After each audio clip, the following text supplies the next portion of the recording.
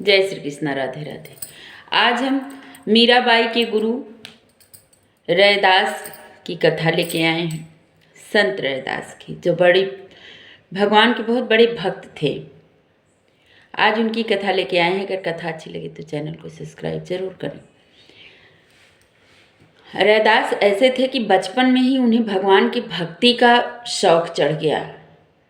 और जहाँ कहीं कथा होती रहती वहाँ कथा में पहुँच जाते, जहाँ प्रवचन चलता रहता वहाँ प्रवचन में पहुँच जाते, जहाँ सुनते कि भगवान का नाम हो रहा है, जहाँ देखते कि नहीं यहाँ बैठने से मुझे कुछ ज्ञान मिलेगा भगवान का। अगर कोई झूठा भी भगवान का नाम लेता रहता था तो वहाँ बैठकर सुनने लगते थे। इतनी ज़्यादा उनको भगवान के नाम में और भगवान की भक्ति में रुचि थी।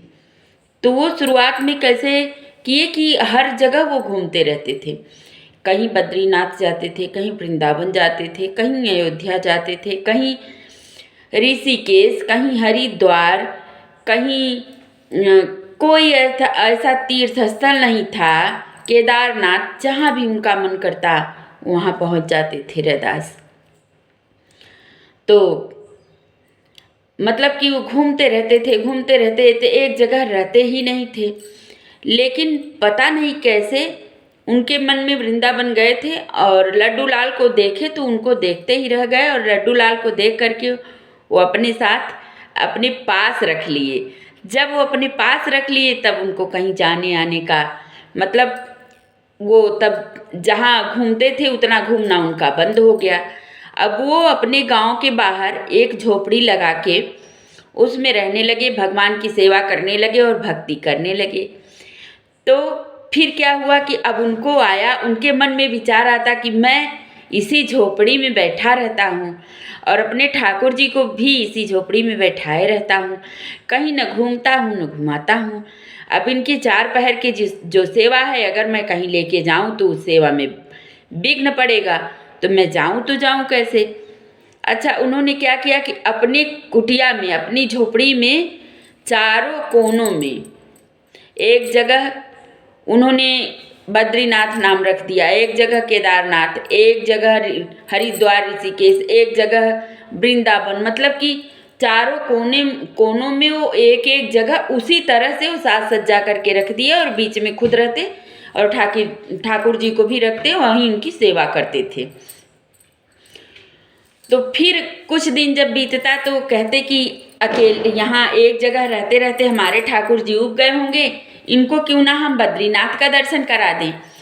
तो बद्रीनाथ लेके जाते थे। कहाँ लेके जाते थे? उसी अपनी कुटिया में, जिस जगह वो बनाए थे कि ये बद्रीनाथ है, उसी जगह लेके जाते थे। तो जैसे माहौल बद्रीनाथ का होता था, अगर मान लीजिए बहुत ठंडी पड़ रही है और बद्रीनाथ का उनको मन हुआ तो बद्रीनाथ लेके गए।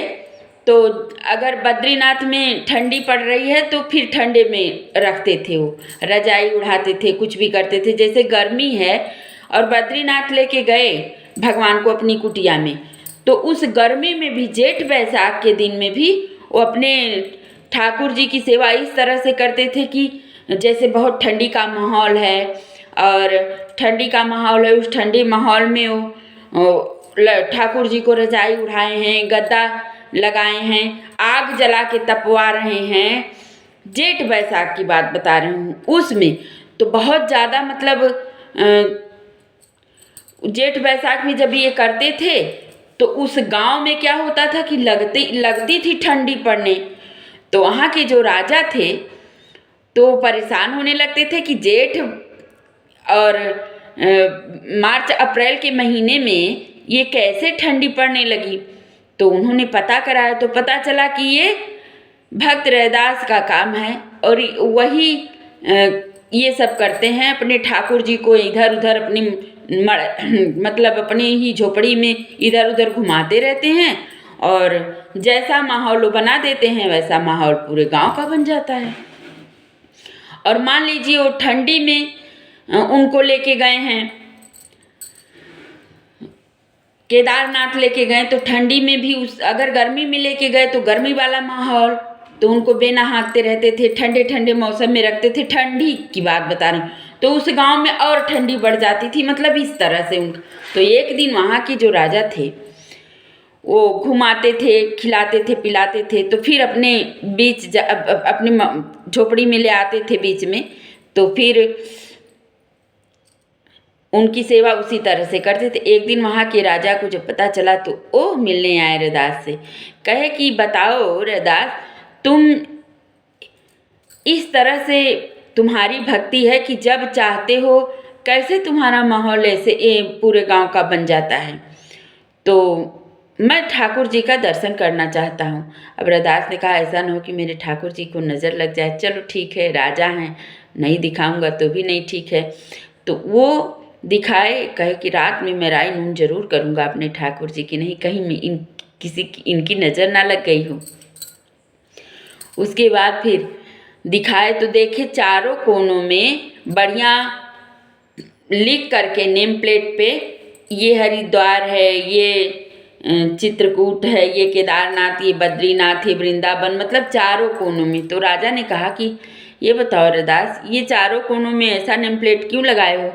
कहा कि मैं क्या करूं, अभी तक तो मैं हर जगह, रैदास ने कहा मैं हर जगह घूमने जाता था, लेकिन अब अपने ठाकुर जी की वजह से जा नहीं पाता हूँ, इसलिए इनको एक जगह रखूँगा तो इनका मन उब जाएगा। इसीलिए मैंने अपने ही झोपड़े में सारे तीर्थ स्थल को मतलब तीर्थ स्थल बना दिए हैं। जब इनका मन जहाँ करता है हमको प्रेरणा देते हैं, हम लेके चल देते हैं। अब वो राजा को बड़ी ग्लानि हुई कि मैं राजा हूँ और मैं इस माया में ऐसे फंसा पड़ा हूँ कि भगवान का भजन, भगवान को ही मैं नहीं जानता। अब बताओ। तो राजा ने कहा कि सारी माया को छोड़कर अब मैं भजन करूँगा भगवान की।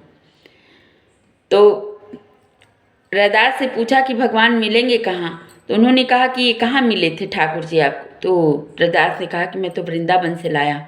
चल दिए वृंदावन, चल दिए वृंदावन, वहाँ से ठाकुर जी को लेने गए, वहाँ से लेके आए। बड़े भाव से भगवान की विधि विधान से भक्ति करने लगे।